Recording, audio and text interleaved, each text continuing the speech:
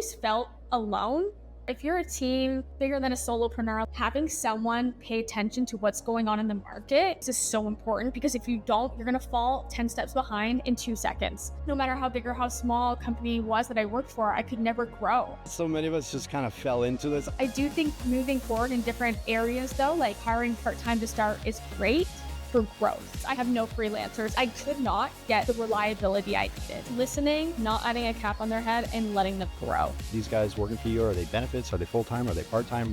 What's the scenario? You can't have one without the other. Having from 2 people in-house doing photo editing to now 1 person in is insane. Welcome back to the podcast, everybody. So excited to be here with our awesome guest, Alex Coombs, today from Northern Spruce Media in Ontario, Canada. So super excited to chat with her. And I want to dive in a little bit to, your backstory, Alex. So could you just say hello to everybody and let us know how you got here?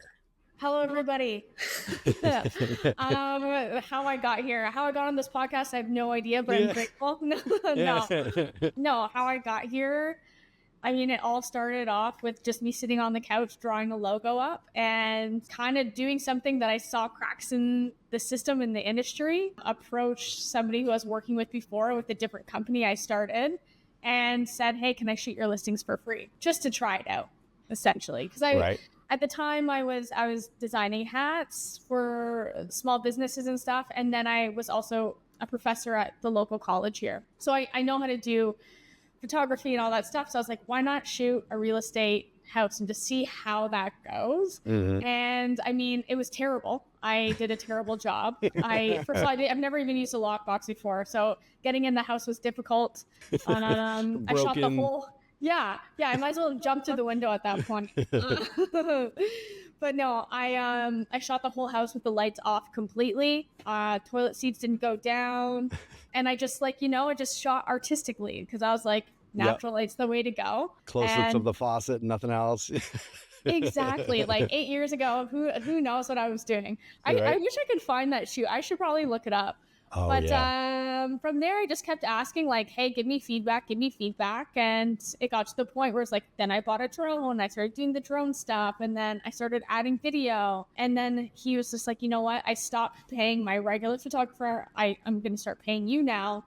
And that's how it kind of all went full circle. So that was my first client 8 years ago. He's still one of my number ones and one of my best friends, honestly. Oh, that's amazing.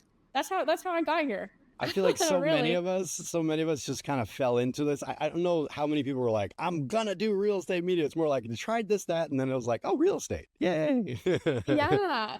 The thing is like, I tried to do like the weddings and I tried to do other like hardcore media things where it's like long processes where it's like, you have to pre-plan for the wedding, you do the consult, and then you shoot the wedding all day, and then the editing, and then the revisions, and then I was just like, I hate this because the job is never ending. Yes. And I had a similar experience. Totally. Yeah. And especially the weddings, the time before you even do anything besides maybe that engagement session or something. And then you've got like a year or two that you got to like just stay and connect with them. It's like, it's tough. Yeah. That's a tough gig. I hated it. Anytime someone is like, hey, Alex, you still doing weddings? I was like, heck no, but here's my team that will probably do it. So, yeah. I love that. Well, one of the things, too, I wanted to say that I should have said in your intro was you were at PMRE and you were one of the speakers and you had an amazing speech.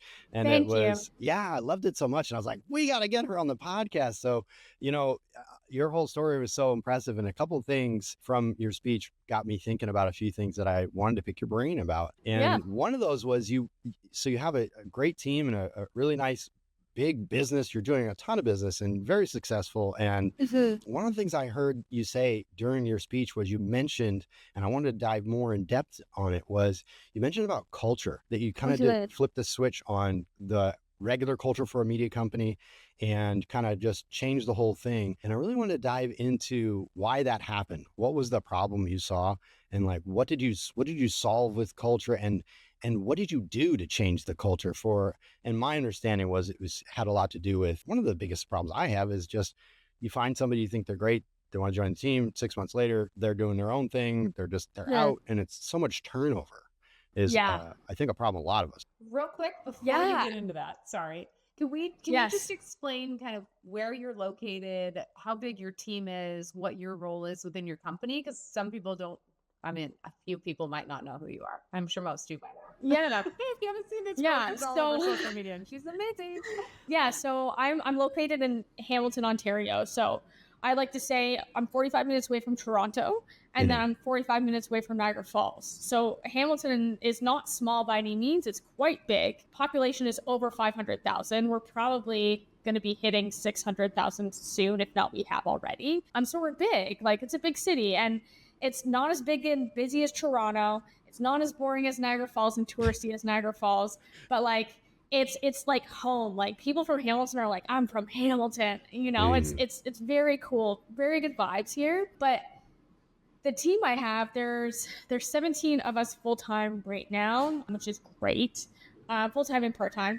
And we're constantly growing. And we're growing because of the culture that we've been able to create, essentially. And what I saw was lacking. Like, I worked for corporate media companies. I worked for small media companies. And there was just nothing there. It was just like, you go to work, you do your stuff, and you're done.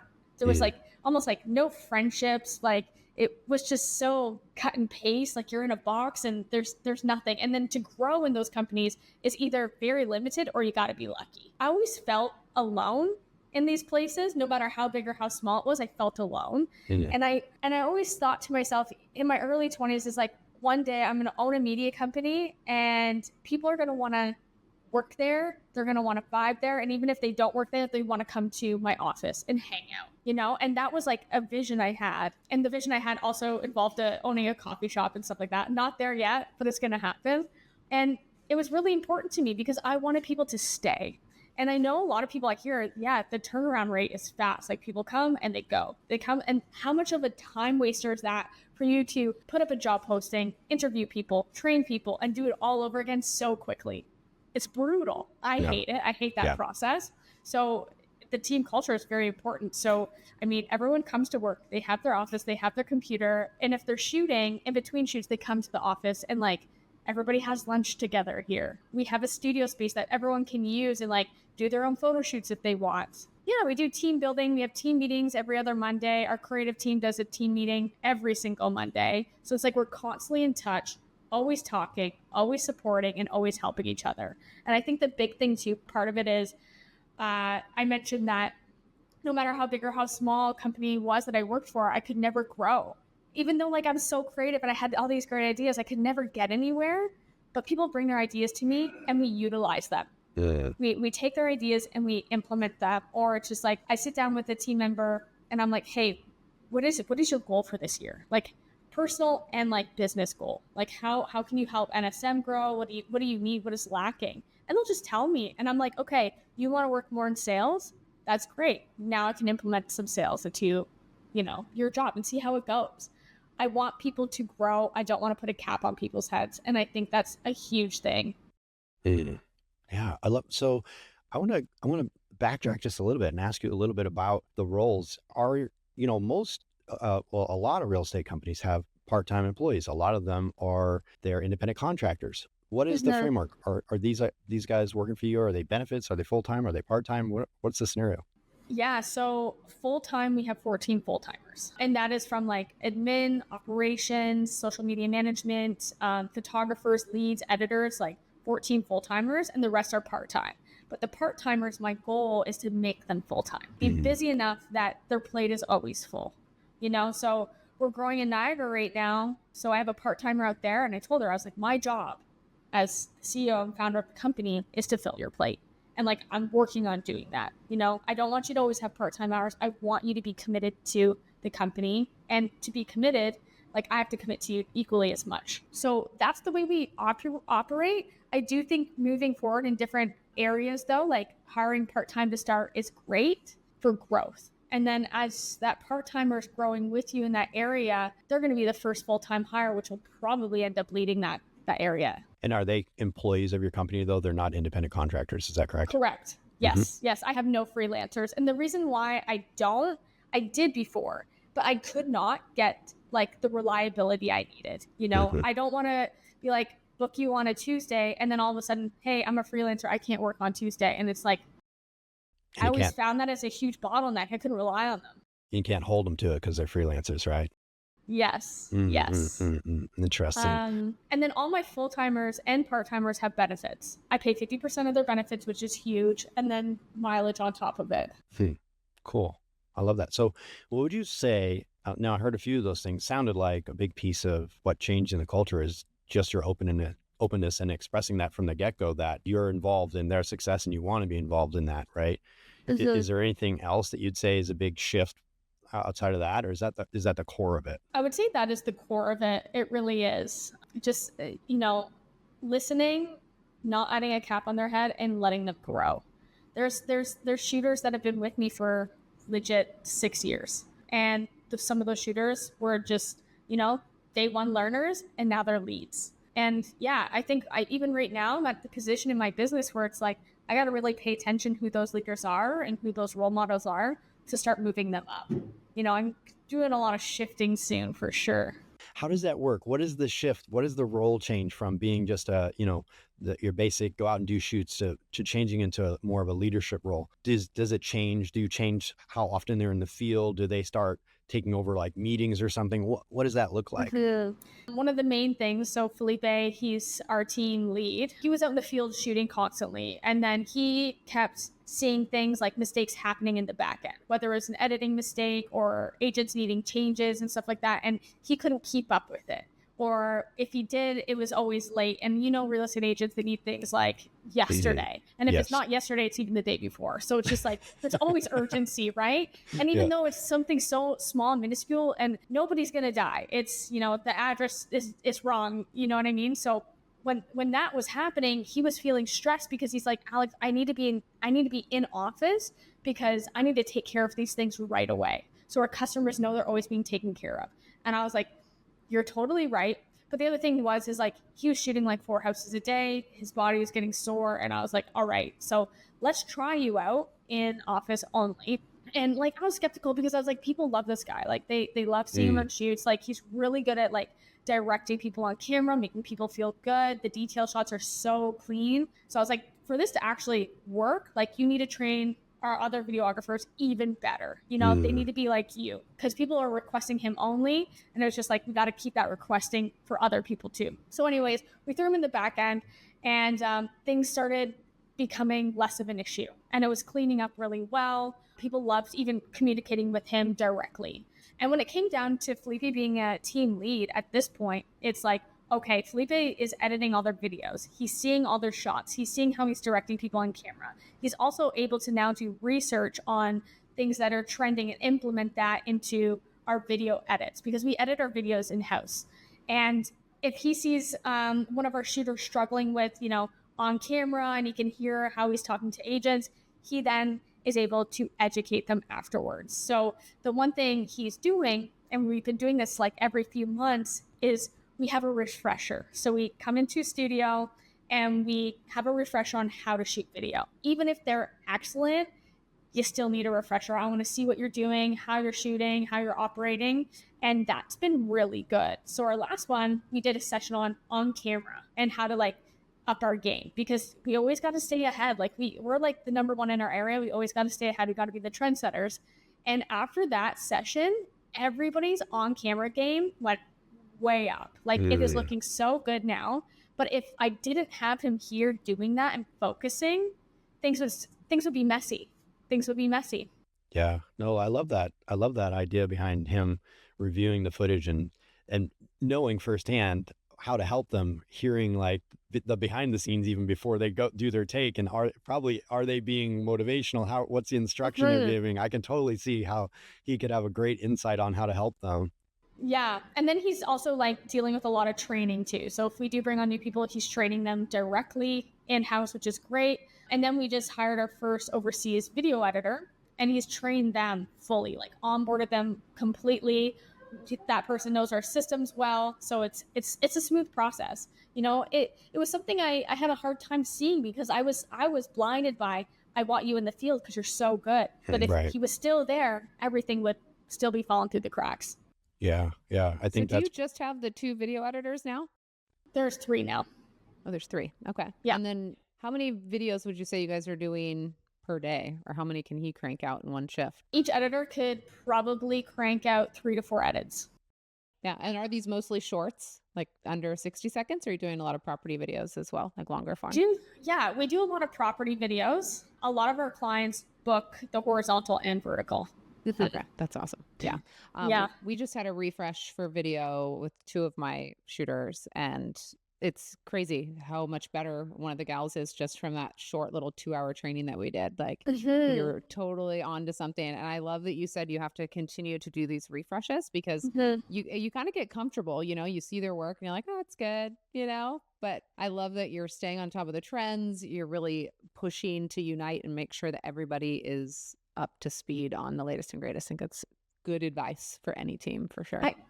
Here's the thing. If you're a team bigger than a solopreneur, let's say, and let's say there's 3 of you, 4 or 5, having someone pay attention to what's going on in the market and like staying on top of those things is so important, because if you don't, you're going to fall 10 steps behind in 2 seconds. Like it is so easy to not be up to par, because real estate agents, they're constantly scrolling, they're seeing new things, new trends, whatever, and they're sending that to you. And if you can't do that, they're going to go to the person that can,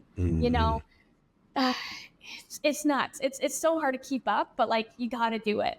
That's been one of the things I've been trying to solve. I really wanted to get one of my video editors, is what I was thinking, to have my video editor be a lead for the video team, the editing team, to also a part of their role would be to stay on top of the trends and find the resources and find how to accomplish the things like the new trends in AI and all that, and teach the team. So we have my editors are independent. I have 4 of them that work with me, but we started a team chat, and we've started sharing stuff like the last AI thing we did. We shared, here's the prompts that worked, and here's the tool we used. We did Nano Banana with this one, and we did this for that. And you started with the start image and the final image. And, just because some of them are like not as confident with the AI thing or whatever. And yeah. So it's been helpful. We're getting there, but I still am trying to figure out how to transition somebody to like that lead who would be the right person, who's hungry to have the drive to stay on top of it and to educate, because it's not always the same person as a regular editor, Yeah. So because that's the thing too, is like not every person is on social media and like does that, like not a lot of people do that research. They just do what they're used to. But like I like what you're doing, because that's the same thing we do. So on Instagram we have an NSM video group. Yeah. And we're constantly sharing things on there, being like, hey, let's try this tomorrow. Let's try this the next day. Here's some hooks that you can use that are just there. So when they go to the shoot, they just say, hey, realtor, let's try this today. And they're like, okay, sweet. Like nobody has to think about something, right? So that's cool. That's good that you're doing that. Yeah, we started sharing too with a couple of our clients who want to do the social. We started sharing a group message in Instagram too, where they'll send us stuff. Hey, I saw this, and hey, I saw this. And so we're doing some of that on site too. Like, oh, let's do that. We got some time here. Let's do that extra one that you saw. And you just need like a quick intro to it, and then you can do another edit. So what about this? This is another thing that I'm working on right now, and it's a big challenge, and I feel like it's the big challenge I started and stopped a couple times. It's fallen through several times for me, and I'm doing it again. I'm doing a real big push, and I'm making a lot of changes, but I'd love to hear your perspective on this, and if this has been, I assume it's been valuable for you as well, is the repeat business. I remember you mentioning like Netflix in your speech, right? Like Netflix gets monthly subscriptions, and I want that for my business. And that's the big thing that always hits me hard, especially in the slow season in winter for us. I'm like, okay, I need some kind of baseline here. This is ridiculous. And to not have all your eggs in one basket, right? So yeah, I'd love to hear what you guys do for subscription stuff. And I'm specifically talking about social media, but it might not be limited to that. I'd love to know what you guys are doing. Yeah, it's definitely not limited to that, but we also do the same thing. So we'll work with real estate agents or anybody. We prefer not to work with real estate agents for their social media. We have a couple, but we find them to be extremely tricky. Please explain and extrapolate. Yeah, I don't even think I need to.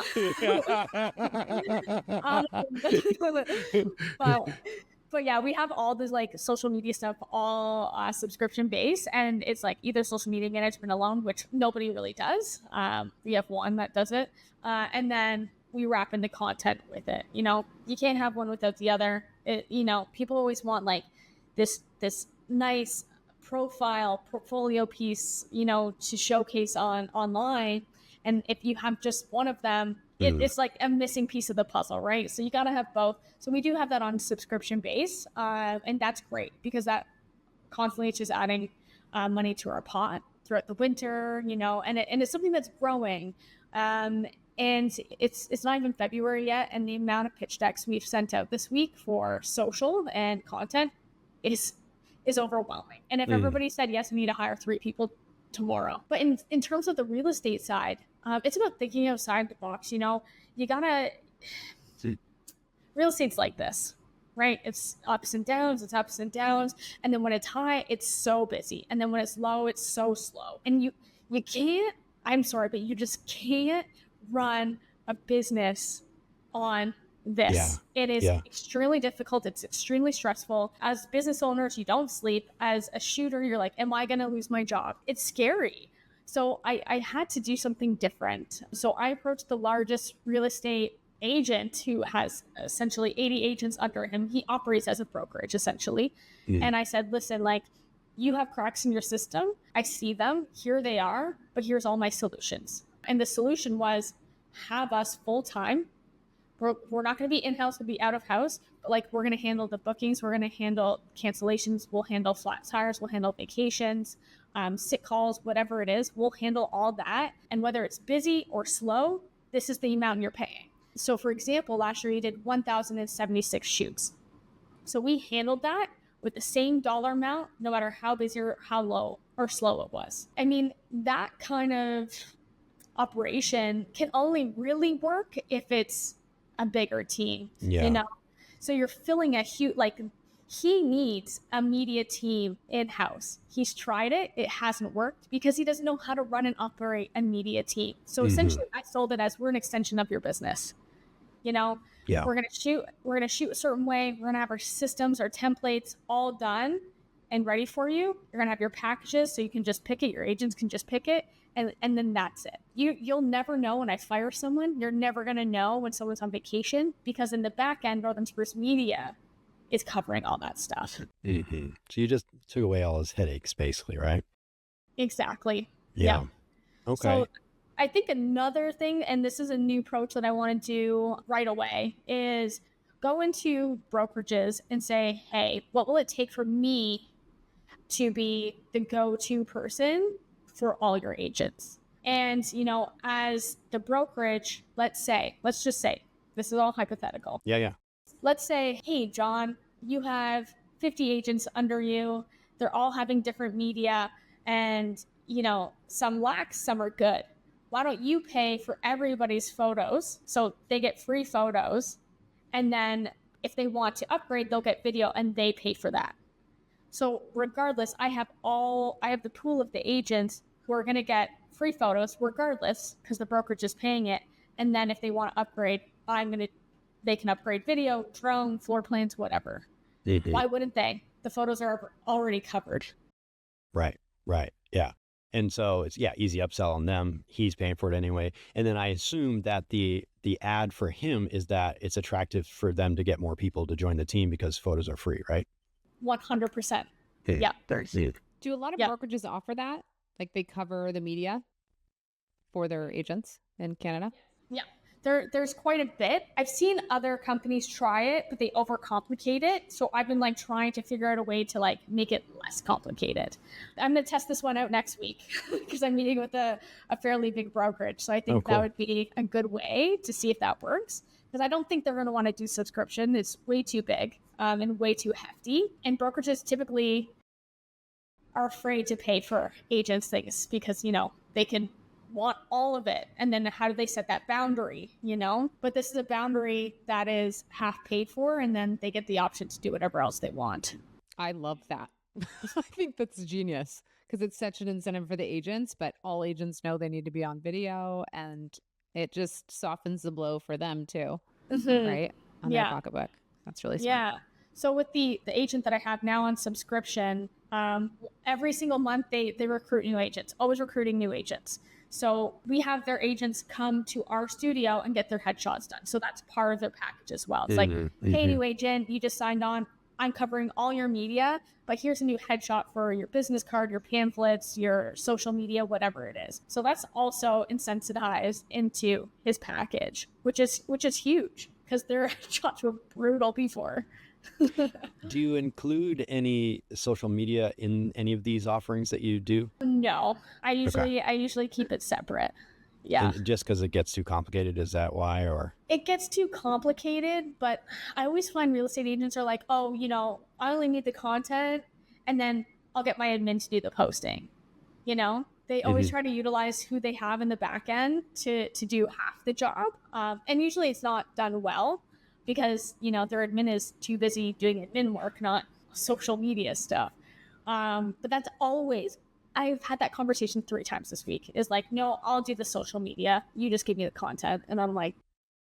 And you find that tell me the weak point there, because this is literally in the past, the problem I've had is the agents, I wasn't handling the management of it. I was just creating content for them. And that's where it fell apart, is that they didn't post the content. The content was awesome and no one ever saw it. They paid for it. And then the other downside was that as soon as they were all about it right now when it's slow, but as soon as it got busy, then it was, rescheduling nightmare and couldn't get them to commit to come in for the next session. So there was 2 big pitfalls that I've been trying to figure out a solution for in this next round that I'm trying to do. And one of my thoughts was to train their admins to do this. But if your experience has been that just falls apart also. Yeah, it does. Because, when if the agent is busy during busy season, their admin is equally as busy. Right. So they need someone specifically to handle it. And that's it. And if we are doing the content, let us just manage it for you, post it for you on the schedule, but then also give you the full rundown of what's working and what's not working. What time do we actually need to post at work? Where's your audience? What time are they online? Our audience is online at 4:00. So we do all of our posting usually at 4 p.m. Our one other client, his posts go out at 7 p.m. It's mortgage involved. So his audience, but we track this. We track it till we get that number, and then we start delegating on those times. But it's they'll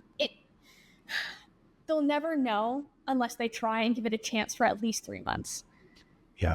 Yeah, and that was the minimum contract I was thinking of was 3 months, especially for this first go for me, that I also didn't want it to be too long to lock them into something if it wasn't working, because it's a trial for me as well, still not having a full 3 months of anybody committing to this yet. So you'll learn a lot in 3 months, that's for sure. Yeah, I'm currently consulting someone right now on how to add that as a vertical in their business. And he's learning a lot because he's doing it for free for one agent for 3 months, and he's learning so much. And now that he's trying to implement pricing after that, he's like, oh my God, are they actually going to pay for this? I'm like, you have a proven system at that point, you do. So, if they don't, that sucks. But they should, right? It would make sense. But here's the thing, if you're offering social media for somebody, you're not going to see the needle move, until you're hitting 6 months. You're not going to see drastic changes and consistency till 6 months plus. Okay. Yeah. That's great. I would say first month, if somebody hasn't posted content before that first month, it will skyrocket because they're like, oh wow, this person's doing something different. Right. Cool. And then, then it will trickle and then it will go up but you got to find that rhythm, and it takes time. And that's the thing that agents don't have or value is time, because it's always like this. So a question for you on managing these posts. Are you just doing regular posts and reels, or are you also managing stories, or is that something that you guide them to do on their own? Yeah, so we do it everything. So we have different packages that you can pick from. Stories, a lot of time people will just share their posts, and that's fine. But now we're implementing, there's so many different things that you can do. For example, ManyChats. If you guys have heard of ManyChats, we've been using that, and it's been successful for us so far. So now we want to say, hey, if we do your story management, we'll implement ManyChats. It's going to cost X amount of dollars, but this is how you get people in your inbox, clicking on something, engaging with you, and then it's your job to follow up. I don't want to do ghostwriting. I don't want to do it. It's hard to speak at someone's lingo and language. Yeah. But that is a direct follow through for them. So if they want to take, an hour every morning and see what went through their inbox, then that's definitely on that. But it's basically adding to their CRM at the end of the day. Super interesting. ManyChat is awesome. I have been following you now since PMRE, and you're actually just crushing it on Instagram with everything you're doing. Your reels are so great. I'm always engaged. I'm like watching the whole thing. I'm like, I know what auto HDR does. I use it and I still watch yours. Ooh. I haven't furniture transition. Yeah. Right? Let's talk about AI. That's really fun. Yeah, let's do it. No, but thank you. Our momentum right now is so high, and it's just like we're just like pushing it, and we're gaining so many followers, so much engagement with all these things, and we're getting busy. And I'm like, guys, I'm putting up job posting next week so we can maintain that momentum, because I do not want it to drop. I value it so much. So thank you for saying that. It makes me so happy. Oh, that's good. Yeah, that's amazing. We'll keep cranking out the good content. It's great. Thank you. And we're both trying. I haven't fully switched yet, but auto HDR as well. It's a very big transition, I think, especially since we are still shooting flash ambient. So yeah. Wow. Yeah. Her face. What? Yeah. So the transition. To be honest, real quick, I have found that on sunny days, auto HDR is fine. But on cloudy days around here, especially with like mountain views and stuff, it struggles for me big time. So that's kind of been a hold up. And then a lot of color inconsistencies is what I'm finding. That's been my biggest like hold up. But I have like 4,000 credits that I just keep throwing jobs in there and playing with. No, do it. I mean, like, I've heard the mountain thing has been an issue for people before. I've heard the color thing. And here's the thing is, like, I've gotten so close with these guys. I love, they're like my brothers. I think they're all so great. If anybody has a problem, they message me, and then I put them directly to their customer service person. I'm like, hey, this guy's having problems, like, help them right away. And they're like, okay, that's good. But the Matt is just working so fast because he has to like beat everybody else. He's just working so fast. The guy is so brilliant, and I can listen to him talk forever and I don't even know what he's saying, but I just know it's so good. It's like a tech lullaby. It is. I'm like, the sleep thing. I just listened to Matt talking about photo editing. Talk me to sleep, Matt. Tell me about this. Oh my God. I hope he doesn't hear that.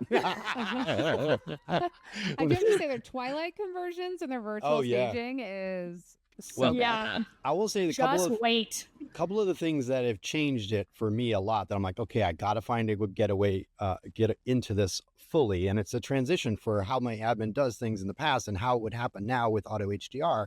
She used to do, one of our packages includes a transition to Twilight, right?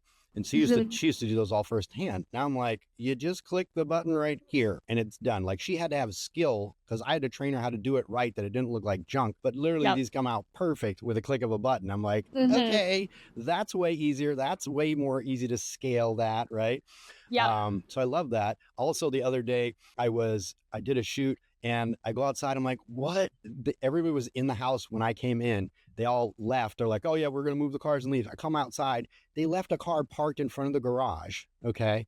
2-car garage. And so I did all the shots and all that. I'm like, all right, well, we're just going to edit these out because, bad on me. I should have been very clear. All the cars need to move away from the house. Right. So I was just going to edit them all out. But auto HDR, I took the little tool and scribbled over it. I'm like, I'll just try it. See how it works. Perfect.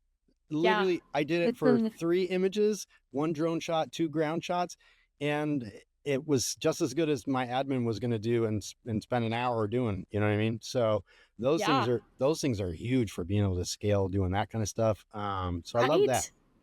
The amount of time that has been saved, honestly, from because we would have photo editors in all day, 8 hours, all day long, and they'd be like, oh, removing this, removing that, like fixing this. I was just like, now it's so fast. Having from sometimes 2 people in-house doing photo editing to now 1 person in for maybe an hour to do quality control and send-offs is insane. It is a game changer. It's expensive, it's an expensive add-on, but I can scale with that. I can't scale with photo editors because every time I get more clients, I have to hire and get more salaries. Exactly. That's the biggest thing since PMRE going, really trying to think strategically as a CEO, like what's right for the business to grow. That's where I'm like, okay, all the things will be getting streamlined. Although I'm not dying to need it right this second. The path is to grow and get bigger. This is what I should be working on now. And so that's what I'm trying to now. To be honest with you, the biggest problem I'm having right now is what Rachel said is a color consistency compared to what I'm used to with doing my flash shots. The color, when you do a flash shot, the color on the walls is all very consistent. Auto HDR, I'm like trying to tell my admin, because she's like writing a 3-page essay on everything that needs to be changed in these photos. And I'm like, okay, we got to have a little bit of an adjustment here, because now you've got a variation of colors across a room where there's more light one, some different ambient light here. So it's not going to be like exactly seamless like it was before. But, which can be a plus and a minus. I feel it looks more natural. So I'm trying to like retrain her, but then I'm also trying to find a solution where there's dramatic inconsistencies from one angle to the next, where it's like, oh, these colors changed. And I'm like, is this an admin thing that she's just going to tweak because she could do it in probably 15 seconds to just tweak it a little bit? Or, because I've had a little bit of struggle with the revision process when for timing. We're getting all the speed from the AI piece of it. But when I have to send a bunch, like if she gave that full essay that she wrote, that would come back 12 hours later. You know what I mean? Which we're used to doing that with our regular editors. They get it and they're like, fix everything perfect. So that's the balance I'm trying to find. But how many people are on your guys' team? So my team, I just currently have myself, and I'm still in the field. I'm still the biggest shooter, and I'm transitioning out of that this season. That's my goal. Nice. And I have 2 other part-time shooters, and my plan is to get 2 more shooters for spring, so that I'm hopefully only in the field 20% versus, now I'm in the field 90% of the time in doing 10% admin. So I'm not able to steer my business like I should be able to do. So that's the shift that I'm trying to make this year, to get out of it so that I can help it and push it the right way, instead of just coming home and being exhausted. So that's where I'm at. Big transition this year. It's going to be a big one. It's going to be painful, but I'm heading towards the problems and trying to fix them all one at a time. Yeah. I have 3 photographers out in the field. I'm still in the field 1 to 2 days a week, trying to not shoot at all. And we also do lifestyle and headshots. Cool. So that's fun. And then I have 2 in-house video editors that are starting on Monday instead of using 2 other companies. I'm excited about that shift. That'll help a lot with consistency. Yeah. And then I have a photo editing team that I've been with forever. I have a full-time assistant that answers the phones, full-time customer service on the emails, sales, and then a full-time quality check. He's a VA. Quality check, and then he does a lot of our like thumbnails and reels for social media, just kind of anything that I really need. I just throw at him and he helps. Cool. Where are your VAs from? The Philippines. Okay. So I don't have one. I need a couple. Yeah. Oh, you should reach out to Paul at Staffify. He was on our last podcast. Yep. Paul's great. Times ago. Can help you. He's great. Online Jobs PH is where I've hired all mine firsthand, but it takes a lot more work. So if you don't have time for the work, then go with Paul. If you got somebody who's got time to do the research and the follow-up and all that on your own, then you can check out Online Jobs PH, which is great. And I've got good people from there. I've got all my photo. So I have a team as a backup that I use. They're what are they, Thailand or something? But I predominantly have used in the past my regular independent contractor photo editors from the Philippines. But like when I have them for consistency. Somebody gets sick or whatever, it goes to them, the overflow. And then I have for all my videos, they're sort of like in-house, but they're independent, but they just work with me and they follow all my guidelines. And I still give critique and all that for the video editing piece, which is another piece that I'm trying to transition to my admins. And my admin handles job delivery and, tweaks on images and feedback to editors if the images aren't what they should be. So that's my team. Yeah. Well, I'm excited for you, Neal. Like, I feel like I know where you're at from before. Like, I've been there, and I'm sure, Rach, you've probably been there too. Letting go of things is really difficult because it involves so many moving parts and like delegation, but also overseeing it all at the same time until, you don't even need to look at it anymore. It's a hard spot to be in, but once you get there, it is so relieving. Yeah, I'm excited. Document the process, please, and put it into an SOP document like in ClickUp or Monday, because I'm training my new assistant right now. And I was like, why is this not in ClickUp? I was like, here's all the Matterport SOPs in one place. They're kind of all over the place. So document as you go, for sure. As you do this, Neal. Even for training a new shooter, like having everything outlined and documented of like, here's the timeline of how we train a new shooter. We're working on all of that as well, which is something I've been doing this for 9 years. Like, why do I not have that in place? You know, that's wild. I'm in the same boat. Like we started implementing that last year because I was like, every time we're onboarding somebody, shit's fallen through the cracks somehow. So now we have all everything documented, everything. Like it's 36 pages. Yeah. It's insane. Yeah. Wow. Everything. Yeah. That's literally what I just started doing with little things like the AI thing yesterday. One of my video editors, he did some research, found a video, and then found some cool things about Nana Banana and this for that. And I'm like, all right, put it in a document. Because otherwise we just have these notes. Where was that thing that he said in the chat? You know? So we're trying to do all the SOPs too. I've got several that I just started, which really came from, speaking of Matt, the AI, the playbook here, right? And I was like, yeah, why am I not making SOPs for things? It just, because again, it falls back to, I have to know all the right things to tell them. If I'm not there, it falls apart, things are missed. So yeah, you got to create the that's the big shift, is just changing the mindset too. This thing's got to be able to run without me. And how's that going to happen? You know, right? Yes. I just got back from a vacation. I was gone for a week and a half, and the business pretty much just ran on its own. It was great. My old assistant stepped into full-time again to help, and she was training the new assistant, and we threw in our new shooter because we needed her. And it's all swim in the deep end. Yep. I was like, okay, sink or swim. I got to tell you, the most challenging SOP right now that I'm trying to come up with is actually trying to replace my role as still giving the final critique on the videos when they come in. And that's a hard one, because I'm like, yes, there are some technical things like, you know, is the logo the correct logo? Did they add the logo? Do we have all the formats that they were supposed to create, which were in the doc that were delivered to the editor? Yeah, sure, those things. But when it comes down to still some of the creative things, it's hard to go like, well, you know, they really should have had, you know, yes, did they have ambient noises? Sure, but is it good? That's the hard part. Like, you know, like this aesthetically isn't what it should be. Like, you guys should have, you know, the sound effects are too loud, or that's a hard thing to, how do you put that in SOP? You can't just like quantify it perfectly. So there's a lot of stuff there that I'm like, I don't know, but I'm trying to solve these things to still step away. Can't be me. I got to walk away. Like, it's so hard, you know? Yeah. Like, here's the thing.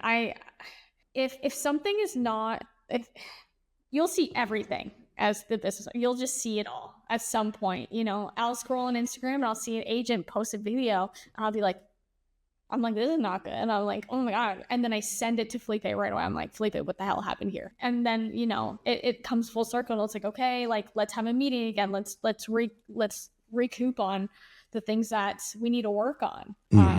And last year we changed from Premiere Pro to Final Cut, and that was a huge change for everybody trying to understand that workflow. But it's like, it took time. But we got it now. I deleted that whole subscription. I no longer pay for that. But it's good change. You just got to put someone in, be responsible for it, and that's it. Well, I can ask you this too, Neal, real quick. We have a Slack channel for video edits, and the shooters are responsible for watching the video, because we get them back before 8 a.m. every morning. So the shooters are responsible for watching and approving the video with the VA. And a lot of times, honestly, right when I wake up, I pop in and watch the videos real quick, but I let them approve them. You know, if I see something that's wrong, I might message the shooter and be like, hey, I noticed that like caption was spelled wrong or whatever. And then they're submitting those revisions, because they shot it and they gave the instructions on how they want it put together. You know, I'm letting them have creative freedom. So I feel like they would have a better idea of how to ask for revisions, you know? Yeah, I like that. The only downside to that is the creative part. Like, yes, I think definitely technically they would catch mess ups on things like that was supposed to be the first part, the first agent on camera, not the second. Why is that? Like, they would totally get that. But my guys I've never done video editing, so they don't understand the nuances of that. So that's still the piece that problem doesn't solve. That workflow wouldn't solve for me. That's the hardest piece for me. And so I think that's why I'm like, I don't know if it can be my admin, because she also was never a video editor. So maybe it has to be the video editor lead potentially who does a final check. I'm not sure. You could also just like have watch parties, you know, on a Monday and like pull the videos from last week. Let's watch last week's videos and be like, I like that. This is the top video. This is yes, the I love that. You know, I and love then that. go through why that's the best one. And when it's a good video, we did this a couple months ago or a month ago at our team meeting. We had it all on the projector. We sat down, and when it was a good video, the room was dead silent, and we watched the whole thing. And I'm, you know, and everyone was like, and people clapped. I love that. That's so powerful. I love that. Yeah. So I'm like, okay, that's great. And then I'd be like, who shot it? And hand up, shot it. Who edited it? Hand up. And I'd be like, amazing work, guys. You know, like everybody's engaged. I was just thinking about doing that in our team chat for the editors too, because a couple of them like, oh, you nailed that edit. Like I want to like high five, throw it in the chat. Like this was the video of the week, just in passing. But I'm glad you said that because I kind of had forgotten about that idea. And I think that would be nice for them too, to get like a props for doing the video of the week or something would be pretty cool. And what we loved about it. Yeah. Because I really want them all to kind of feed off each other's work. Like, ooh. Like, you know, if they aren't stepping it up and they see that, then they probably will step it up, you know, kind of thing. Yeah. Yeah.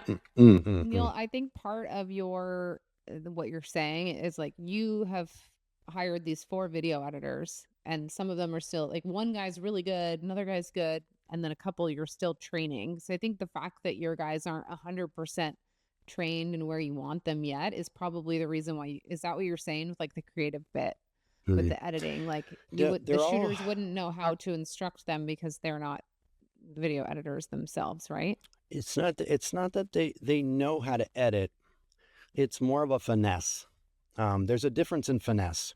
Some of them have better finesse than the others. And some of them are better at picking good songs and editing to the songs with finesse and extra, like the extra really creative, where they did that extra thing that was really the thing that took it over the top. Instead of just sometimes they're phoning it in a little bit, right? They did the basic whoosh sound. They did the basic song. They did the basic cuts, and I'm still going, okay, this is good. We could deliver this, but the step to take this above would have been listen to that song. There was that part there. Da da da da da. Why did we just do a single shot there? Why wasn't that? You know what I mean? Like, there was your opportunity to like over the top. So we're doing a bunch of training and stuff like that. I've got some courses that I'm showing them snippets of to really make sure they all understand, you know, what it is I'm trying to go for. So we're doing a lot to get there, but yeah, they're not all, you know, Studio 910 editors walking out the door. Like when they do their work, it's not like, dang, you know, sometimes it is. And sometimes it's like, yeah, it would pass. If I'm in a rush, I might let it slide. Yeah. You know?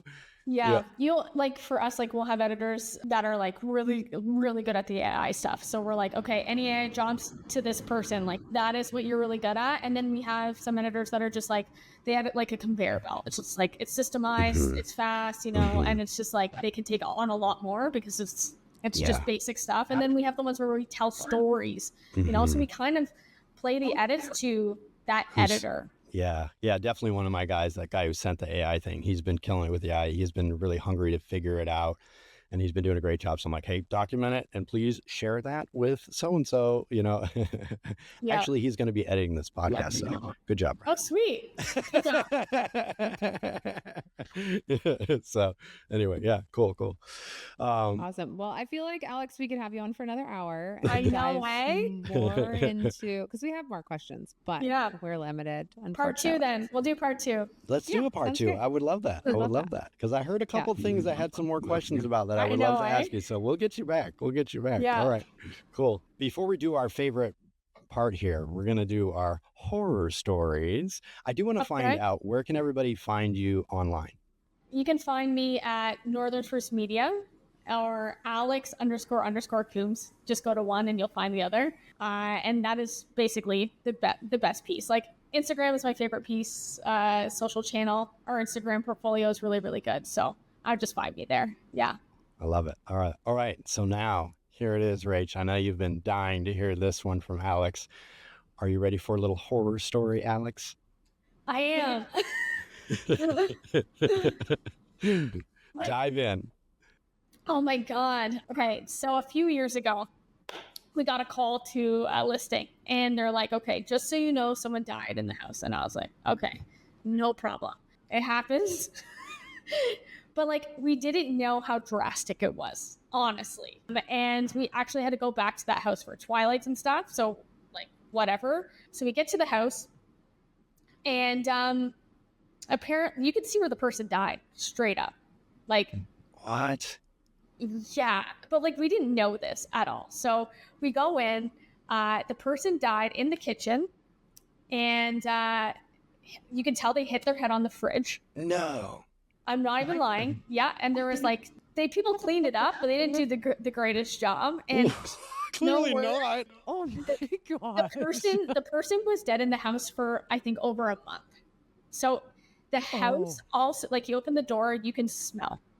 The kitchen, on the fridge, you can see where they hit their head. But then, of course, we were going to open the fridge door. We opened the fridge door, and there's like still blood. There's definitely some sort of like hair decay in there. And that was terrible. What? And then going to learn that, so that sucked. I was in the house like gagging because it just smelled so bad. Like, I was like, I don't even know how to do this. And then at night, so we go back for twilights, and guess what? None of the lights turn on. Like the lights, there's no lights at all. And they wanted they wanted twilights. So we had to go back, bring lighting. So we lit the house on the inside, but it was the spookiest feeling ever. Like, his stuff was still in the house. You could see where his dead body was. There was blood on the fridge, and it was just like the worst feeling ever. Being in that house at 10 p.m. at night, and it's just the shivers down your spine. The shivers, like, creaking around the house. It was probably the worst shoot I've ever done in my life. Worst. I can't top that. That's horrendous. Like, why wouldn't they have done a better job of cleaning it up? I don't know. Gross. And they're listing it for sale. Like, someone's going to walk through the house and smell that. It's one thing to smell like dogs and pets, but like, and don't they have to disclose that someone died in the house or something? I'm pretty sure. Yeah. They do. It's awful. And if they didn't, someone would know. Obvious thing. Sounds like it's pretty obvious. Dang. But that was my horror story. How do you not be the agent and check that before photos? Like, that's not just like a regular house that's vacant. Maybe you didn't go check it. Like, how do you not go make sure things are kosher in that house that you're going to try and sell? I'm pretty sure he did, but he was just like, there's nothing else I can do about it. Like, I'm hiring you to shoot this. And I was like, okay. Like, I mean, I just didn't think cookies, light a candle, throw some bleach on the floor. Bleach everywhere. Or gasoline and a match, That would work too. Yeah. I'm like, this house is going to be a tear down anyways. Nobody's going to live in it. Like, this guy was rotting in the house. Terrible. Poor guy. I honestly, I'm not a type person that like prays or anything, but I went in there and I prayed for the guy, and I said, hey, I'm so sorry this happened to you. And I was like, I'm just here. Like, I literally was talking to him because I was like, I was scared.